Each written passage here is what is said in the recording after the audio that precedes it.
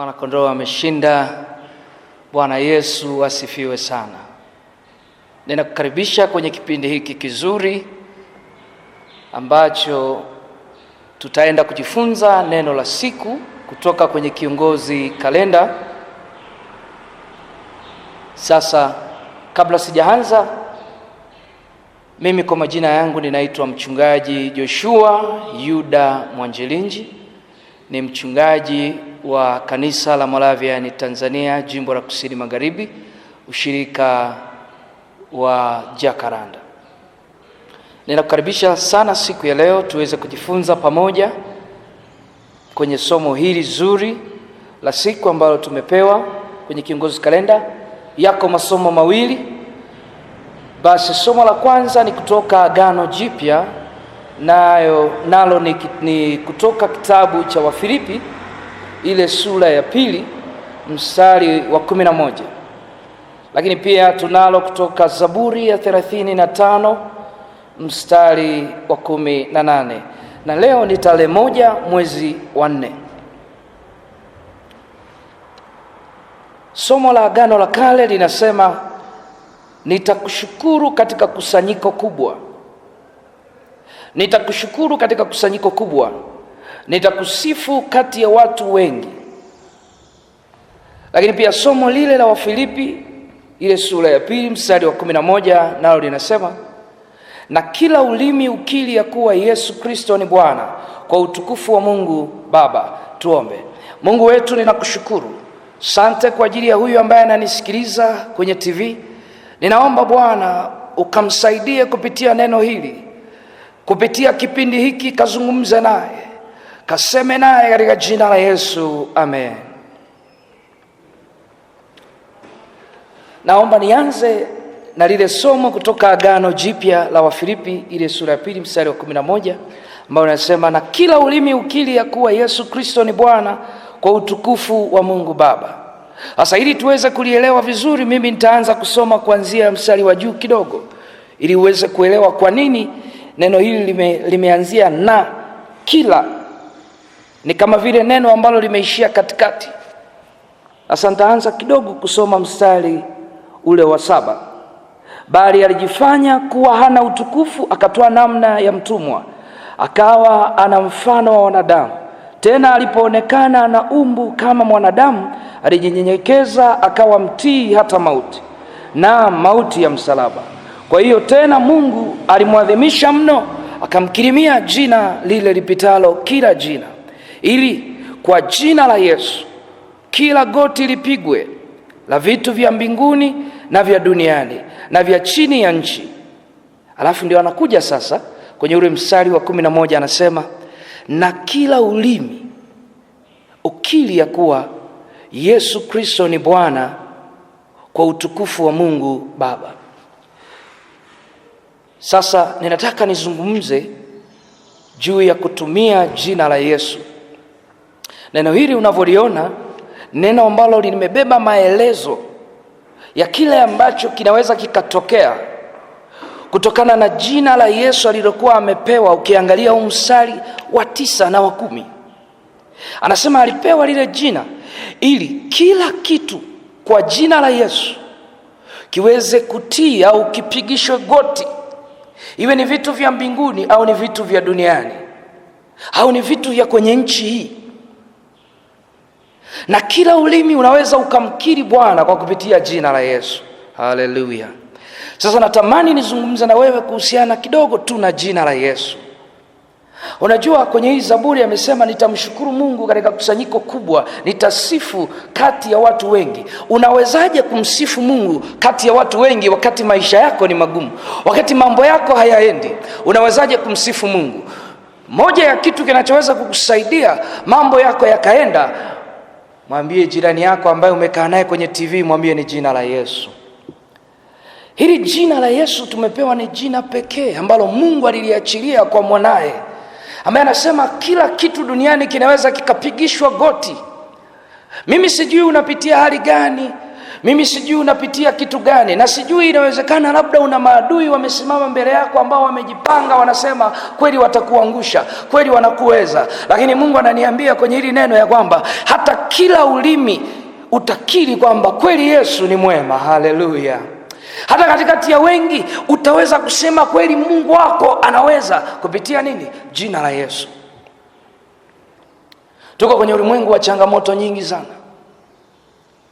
Unajua, sijui wewe kwako unayoyapitia, lakini mimi binafsi nimeshuhudia kwamba kuna watu wengine wanaweza wakainuka kinyume chako, wakaamua kabisa kusema na kutangaza kwamba inawezekana wewe hata mwezi wa 6 hautaweza kuuona. Sasa hivi tunaanza mwezi wa 4, leo ni tarehe 1. Inawezekana mwingine umetabiriwa hata mwezi huu hautaweza kuumaliza. Lakini nataka nikwambie, hakuna ambaye anaweza kuwa zaidi ya jina la Yesu. Wewe simama tu, jitamkie, sema kwa jina la Yesu ninafisha hayo maneno yao, ninafisha vyovyote walivyonitamkia, na hivyo vyote vitatii na vitasikia. Kwa lugha nyingine, kama tunaweza kwa jina la Yesu kila kinywa kikakiri, maana yake kumbe unaweza ukajitamkia mema pia kwa jina la Yesu. Unaweza ukajitamkia mazuri, unaweza ukajitamkia mafanikio, na kweli yakatokea kwenye maisha yako. Nilipoanza namna hii kujifunza kutumia jina la Yesu, muda mwingine unakuta umeamka siku hiyo unasikia kichwa kinauma. Kabla hujaenda kutumia Panado, shika kwanza kichwa chako, au mahali popote ambapo panakuuma, tamka, sema kwa jina la Yesu ninatamka, ewe kichwa uwe mzima.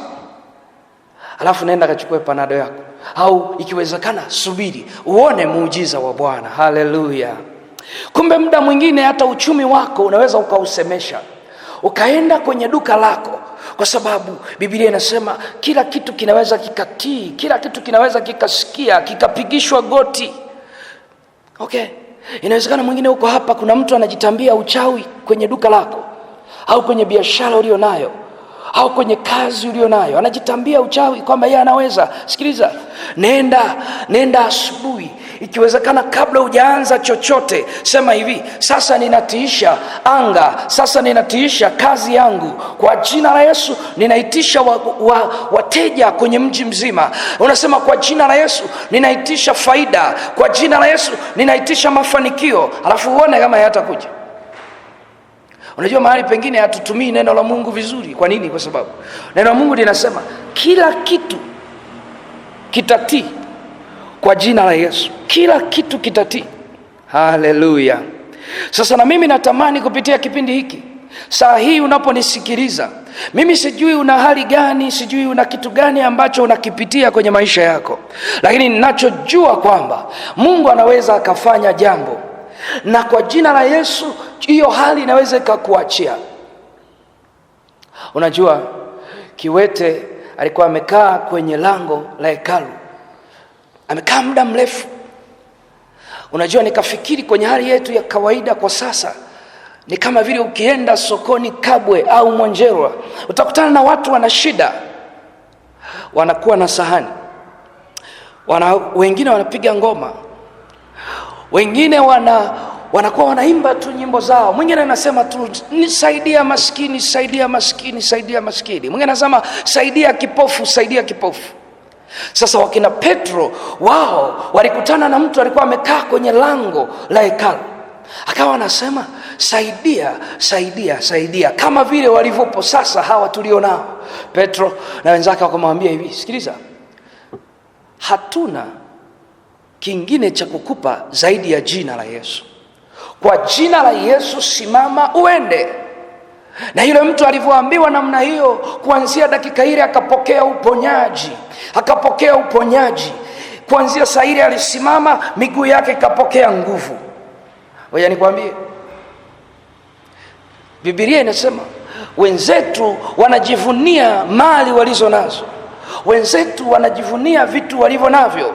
Inawezekana ndio wanavyojivunia kwenye uzima walio nao, lakini nataka nikwambie hauna kingine mpendwa cha kujivunia zaidi ya jina la Yesu. Hebu najaribu kufikiri, umelala usiku. Inawezekana unanisikiliza saa hii ni usiku, mwingine unanisikiliza ni asubuhi, mwingine unanisikiliza ni mchana. Nataka nikwambie hivi, sijui kuna kitu gani ambacho kinakutisha. Sikiliza, wewe peleka tu jina la Yesu. Okay, Zamani unakuta umelala usiku, sisi wengine tulivyokuwa, unakuta kuna mtu huko sijui kimetua kitu gani kwenye bati au ni jiwe limeliatii, unakuta siku hiyo unakosa usingizi kabisa. Hebu sema tu, kwa jina la Yesu ninatangaza amani kwenye ulimwengu wa roho, alafu uone kama hautalala vizuri. Haleluya. Alafu suala la kutumia jina la Yesu, usiwaze chochote, wewe litamkie tu, wewe sema tu katika jina la Yesu. Anayefanya ni mwenye jina. Na Yesu pia anasema hili jina alipewa na baba yake, amekirimiwa na Mungu, jina lipitalo majina yote. Hili jina sio la kawaida. Haleluya. Ikiwezekana, kuna wengine mmebandika majina ya baba zenu kwenye biashara zenu. Hebu jizoeze kujitamkia na kulibandika, ikiwezekana hata jina la Yesu. Wakija wakutane nalo. Lakini na wewe unaenda shambani. Unajua, nikiwa naenda shambani namna hii kwenda kulima, siendi kulima tu kawaida. Unaenda unasema, Mungu katika jina la Yesu, hili jina tumesema ni jina ambalo litatupa ushindi. Hili jina ndiyo jina ambalo tumepewa kwamba kila kitu kitapiga magoti. Wale madumadu na palale ambao wamejipanga kuja shambani mwangu kula mahindi, ninawatamkia kwa jina la Yesu, kwa jina la Yesu, hamtakula. Hili shamba litazaa, kwa jina la Yesu litazaa sana. Kuna mahali pengine tunalima kidogo, lakini Mungu ni mwema, anakupa faida. Unakuta shamba lako limezaa sana, limezaa vizuri. Kwa nini? Kwa sababu ulimshirikisha Mungu na uliliitia jina la Yesu. Na hata kama wakija kwa siri usiku, Mungu yupo, atawakemea. Haleluya.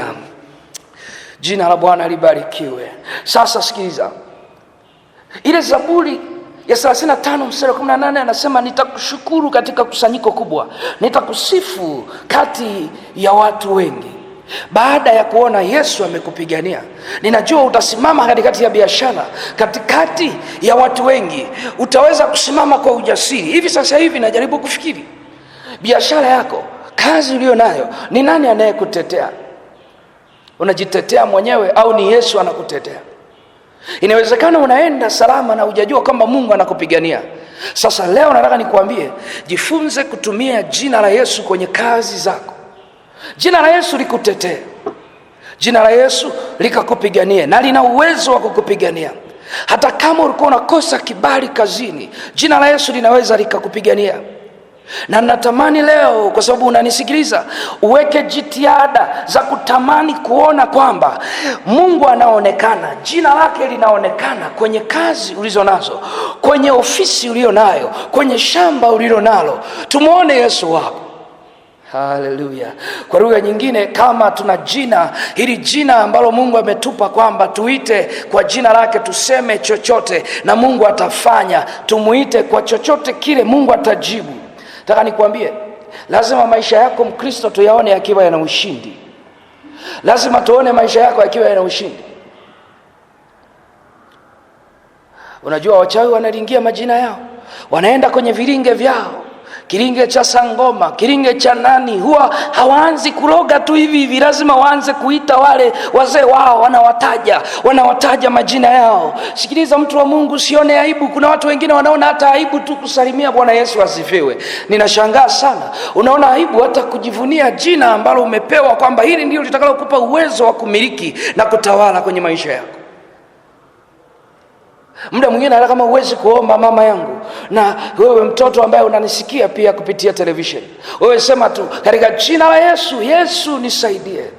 Ukisema namna hii, yuko Yesu atakayehusika kwenye maisha yako, kwa sababu anajua ukiita inagonga ala mpaka mbinguni, kwamba kuna mtu ametaja mamlaka ya kimungu. Unajua, tunapozungumza kuhusiana na rais wa Tanzania, unajua, unaelewa kwamba mamlaka yake inakuwepo hapa. Ukishataja rais, maana yake umezungumza mamlaka yake. Hata Yesu ukimtaja, maana yake unazungumza nafasi yake, unazungumza mamlaka yake, unazungumza yeye jinsi alivyo. Maana yake Yesu hawezi akakubali jina lake likaaibika. Wewe mwambie tu, Yesu nimechoka na huu ugonjwa, Yesu nimechoka na huu ugonjwa. Unajua kuna watu wengi, na ninajua hata wewe utakapofanya kwa imani, kuna shuhuda nyingi utatuletea kupitia TV yetu. Ninataka nikusii katika jina la Yesu, kuanzia sasa nyenyuka, simama. Kama ulikuwa mgonjwa, simama. Na mimi leo ninakuombea kuanzia sasa uwe mzima katika jina la Yesu. Pokea nguvu mpya. Wewe ambaye ulikuwa umekata tamaa, ninakutamkia hiyo roho ya kukata tamaa ikuachie kuanzia sasa katika jina la Yesu Kristo wa Nazareti. Na wewe ambaye ndoa yako imevurugika, sasa ninaitamkia mwanzo mpya, kwa sababu chochote tunachokitamkia kwa jina la Yesu kitatii. Ninaitamkia hiyo ndoa sasa ianze kuchanua kwa jina la Yesu Kristo wa Nazareti. Kama ni uchumi, kama umefungwa na vifungo vya giza, enyi mapepo na nguvu za giza ambao mmefunga maisha ya huyo dada na huyu mama anayenisikiliza saa hii, ninaachilia nguvu ya jina la Yesu ipite, imfungue sasa, awe huru kwa jina la Yesu. Na Mungu akubariki sana. Amen.